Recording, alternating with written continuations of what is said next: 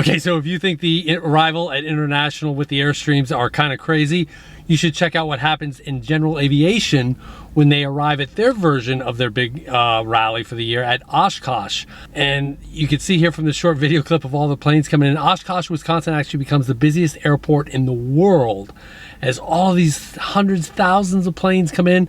And the difference between a plane and an Airstream is you can't just stop, take a moment to get out and look around and make things right. Okay, welcome to this week's episode of Luv Subbin. And what is this week? This week we're going to talk about going into York for the International. We do this every year and we hope it helps you have a stress-free trip into the International Rally. We'll show you everything you need to know. Yes, we're going to show you everything you need to know from driving into the International, what the reception looks like when we get to the gate, and what the sites look like. We'll show you how we hook up to water, how we hook up to electricity, all that stuff so that you can just have a stress-free trip to International and not worry about anything. Correct. All right, let's get into our first tip here. Our first tip is, if you can, try to stage your location as close as possible to the International so you have an easy ride in. Yeah, so we are at Promised Land State Park. You guys have probably seen that many a time because this is our traditional stopover point for heading on to I-81. Yes, this is one of our favorite parks here. Yep, and it's when we go down south to Florida or South Carolina, we always take the New York Thruway south, 84 over to 81. So, looking at our past international events, we've always tried to stage. So, you look at, I've got our handy data here. You know, when we were at Doswell, in 2019, we traveled 50.1 miles. That to was the at International. Pocahontas State Park. Yep. In Lebanon, it was 13.8 miles to the rally. That was from my parents' house. In Freiburg, it was a short 9.5. We had a campground just right outside of Freiburg. There was a nice little state park there. In Rock Springs, it was 114.1. And that was a KOA. Yep, and then sort of a row-row. Yeah, it was a row-row. It was like literally right off the highway. It was perfect, 114 miles, and today it was 164 miles. Yep. We were at a state park there prior to hitting Sedalia. Tomorrow's tow should be 179, so you know, it's just so that you don't have that long tow and then you show up. We technically could have made it from our house to York in one day, but why do that to yourself? Yeah, it would have been 379. Yes, and that's a long tow day. Yeah, so this way you can arrive at the rally a little bit early. You'll miss that first rush where people might be staying overnight, waiting for the bullpen, or those people who are really right there. We're probably going to get in around 11, 12 tomorrow. Yeah, that's I think perfect. That'll be perfect. So, yeah, that's the first tip of the day. We're just going to relax here. Yep. Get going tomorrow. All right, we're all hitched up, ready to go, and we did two things that we normally wouldn't do in preparation for getting to International. What were those two things? We did showers this morning. Yeah, normally on a tow day we wouldn't do that, but we want to make sure we can stretch our showers as much as possible. Yep. The other thing is, you know, if we were just here for one night, you know, unless we were going home, if we were moving to another campground, we probably wouldn't dump the tanks because it's only like, what, 12% or something like that. There's barely anything in there. But by the time I show up at International, the only thing I want in my tank is just a brown vapor. I don't want anything in there. So we're gonna go ahead and dump. And we're gonna fill up with water, right? Yep, make sure we get that. Empty tanks, full fresh. So we are approaching our exit, which is exit 22 off of I-83. So we're coming in from the north. Yes. So if you're coming in from the north and want something fun to do, you can always stop off at Steamtown. Yes. We've got a whole video on that stop off, which is north. And that's RV friendly too. It is. And if you're coming in from the south, there's the Army Heritage Center in Carlisle. Yes. You'll see that from 81, and it's a super excellent exhibition. So let's get off at 22, right, C? That is correct. All right, And let's do it to it. at this point, we're only 4 miles away from our gate, which is gate 6.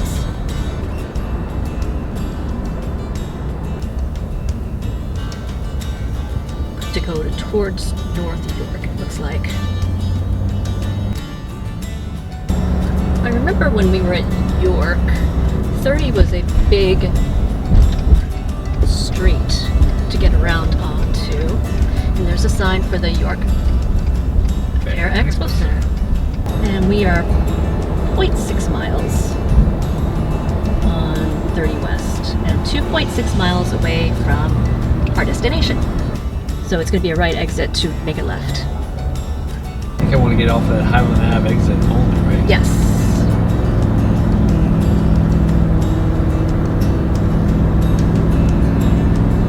You can see just down there is going to be our turn. Now is when you start to look for signs. And it's going to be a left turn. See the big We Rally signs? It's going to be your left. There's gate 6, so you get the yellow fire hydrant, and the We Rally signs are your... And it's gate 6. Gate point, and there'll be people here talking to you. Yep, telling you where to go.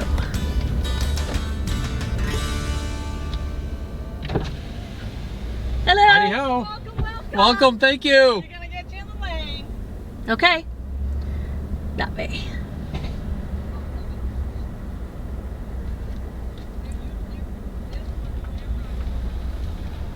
And they will just direct you to a lane. And the parking people will be ready to greet you. Alright, so we just pulled up, another Airstreamer showing up. We got our 2 rally books. Okay. We got our parking pass. Yep. Our instructions. Yep. And I guess they stickered our trailer in the back, indicating our first pump out they estimate will be the 22nd. Correct. So, yeah, they're trying to find us a spot right now to dock us and chalk us. Yep. Hopefully near the vendorish building. Yep. But, yeah, looking good. Yep. All right, we have got our person in the golf cart. Thank you. And I didn't hit the cone on the way by. Yep. Leading us to our site. Yeah, I would say that's about as close as you can get. Yeah.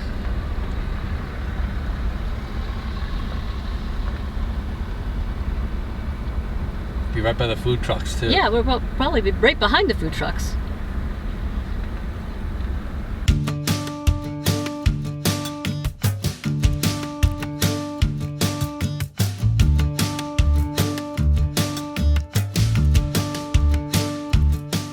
All right, we're here. You can see we are right outside the UPMC building where the vendors are going to be.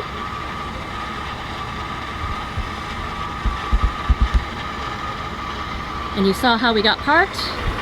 They put a yellow strap down and you tried to get as close to it without getting on it. So it looks like they're working to get us some power.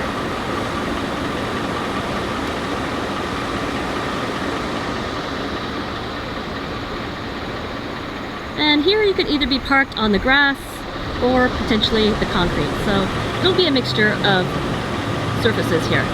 We're perfectly level. And there's our sticker right there.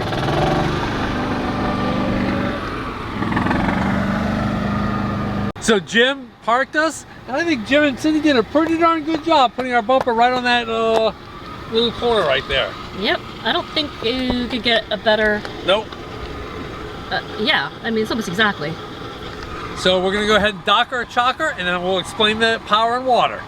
Okay, we're docked and chalked. You can see how we're on asphalt here, kind of right by the UPMC building, which is where the vendors are gonna be. They usually try and park us close to the vendors, so we're right close there. But the hookups are as follows. So this will be where the daisy chaining will occur, and I'm not gonna be able to show you how to daisy chain right now, because they have to wait for some other rigs to pull in to actually make the daisy chain. But check out our video here, which will show you how to daisy chain. Remember, you need 2 25-foot length hoses, 1 50-foot won't count. Let's go ahead and check the water pressure. All right, it looks to be about 70-ish. 70? About 75. But here's the thing, will the water pressure be a little less if it's daisy chained? I don't know, it shouldn't be. Okay. So usually when it's 65 or below, I don't put a reducer on. 75 is kind of close to when I probably would, so we'll go ahead and probably put the pressure reducer on. We'll see what the other daisy chain is, but this is where the water is. Wherever these cones are the water spigots. All right, we're also going to do our test for total dissolved solids. Remember the limit is 650.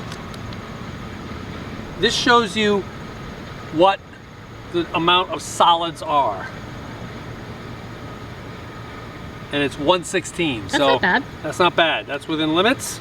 So that just shows you how much solids are in the water. Your testing kit. This is my new little toy, Science. because we like science.